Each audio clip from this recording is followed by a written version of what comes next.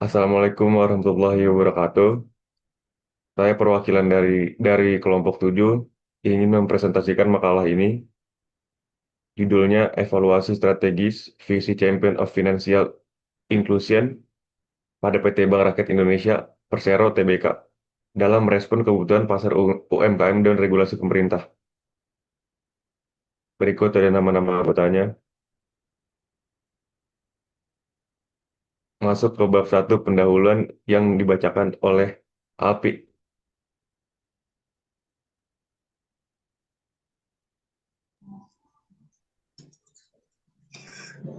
Latar belakang.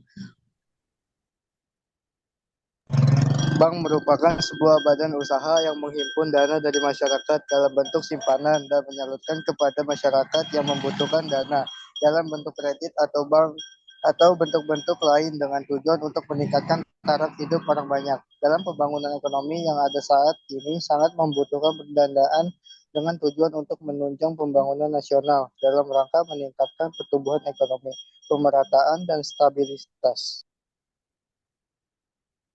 Masuk ke bab 2 metode dan kerangka analisis yang dibacakan oleh saya sendiri, Dwi Prasetyo. Ada metode penelitian. Penelitian ini menggunakan pendekatan deskriptif kualitatif dengan metode analisis kasus strategis. Tujuan utama dari penelitian ini adalah untuk menilai sejauh mana pernyataan visi dan misi perusahaan sejalan dengan pelaksanaan strategi fungsional di lapangan. Kedua, ada kerangka analisis. Kerangka analisis yang digunakan pada penelitian kali ini yaitu dengan menggabungkan dua metode, yaitu metode PES dan metode SWOT. A. Metode analisis lingkungan, metode PES. Politik dan hukum menekankan pada regulasi perbankan yang merangkul semua lapisan masyarakat serta pembentukan holding UMI. Ekonomi menekankan pada perkembangan sektor usaha mikro, kecil, dan menengah sebagai sasaran pasar utama.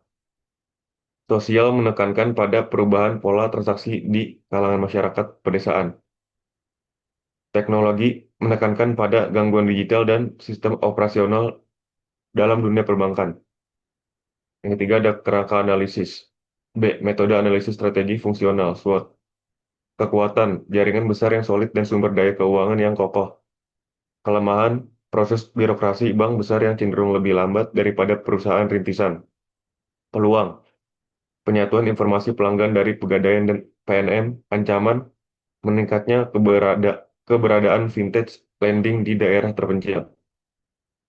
Lanjut, masuk ke bab 3 hasil analisis visi dan misi, visi misi dan lingkungan yang dibacakan oleh Reza Adiputra.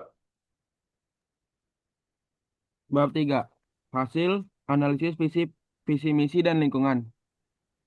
Yang pertama ada visi. The most valuable banking group in Southeast Asia and champion of financial inclusion. Selanjutnya yaitu misi. Yang pertama, melakukan kegiatan perbankan yang terbaik dengan mengutamakan pelayanan kepada segmen mikro, kecil, dan menengah untuk menunjang peningkatan ekonomi masyarakat. Yang kedua, memberikan pelayanan prima dengan fokus kepada nasabah melalui sumber daya manusia yang profesional dan memiliki budaya berbasis kerja atau performance driven culture. Yang ketiga, memberikan keuntungan dan manfaat yang optimal kepada pihak-pihak yang berkepentingan atau stakeholders dengan memperhatikan prinsip yang ber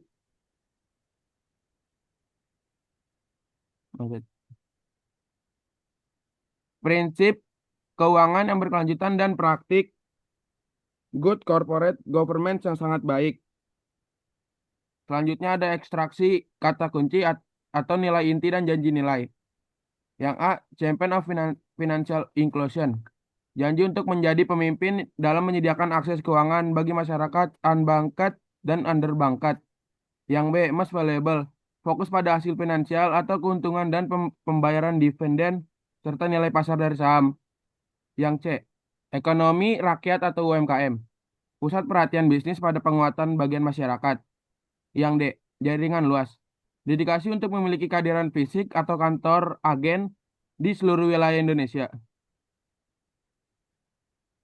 Pemetaan lingkungan bisnis. Yang pertama, regulator pemerintah Indonesia melalui Kementerian BUMN telah menciptakan holding ultra mikro yang menggabungkan BRI, Pegadaian serta PNM. Yang B, pelanggan akan terdapat pergeseran perilaku yang jelas dalam kelompok konsumen UMKM. Yang C, persaingan ini tidak terbatas pada bank tradisional saja. Kehadiran vintage lending, contohnya Amarta atau Modalku, dan bank digital seperti Sibank serta Bank Jago, menciptakan tantangan yang signifikan. Para pesaing ini unggul dalam kecepatan persetujuan, pinjaman, dan proses pendaftaran yang lebih praktis tanpa perlu mengunjungi cabang fisik. Yang D, teknologi penerapan big data dan artificial inteligensi atau AI dalam proses kredit scoring memungkinkan BRI untuk mengevaluasi kelayakan pinjam bagi nasabah UMKM yang tidak memiliki jaminan atau catatan kredit yang resmi. Masuk ke bab 4 yang akan dibacakan oleh Muhammad Reza Ramadan.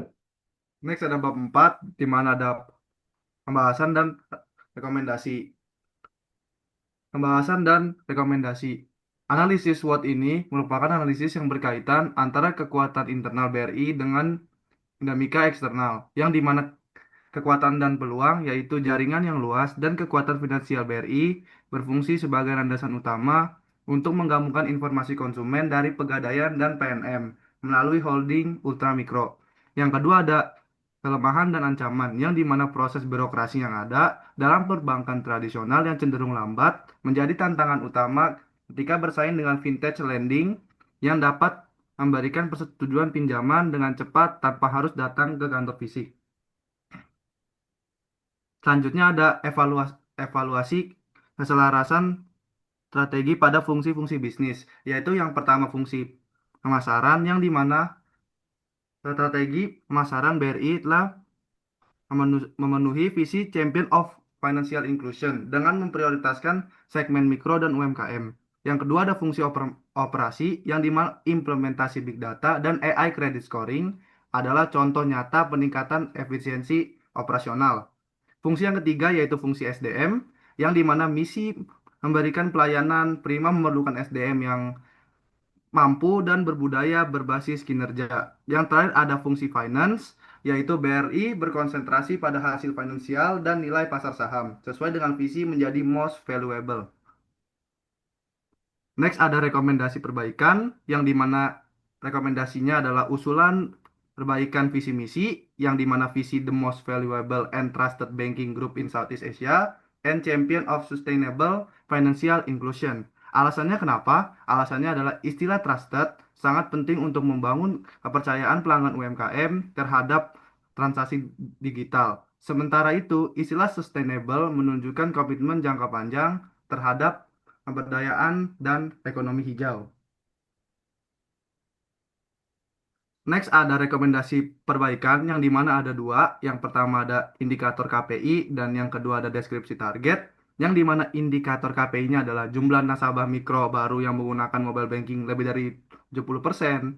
Kemudian waktunya maksimalnya 1 jam. Dan yang terakhir penurunan jumlah laporan kasus penipuan setiap 3 bulan. Yang dimana ada deskripsi target. Yang pertama adalah program pendampingan intensif yang diberikan oleh tenaga kerja lapangan dalam upaya mengubah pelanggan tunai menjadi pelanggan digital.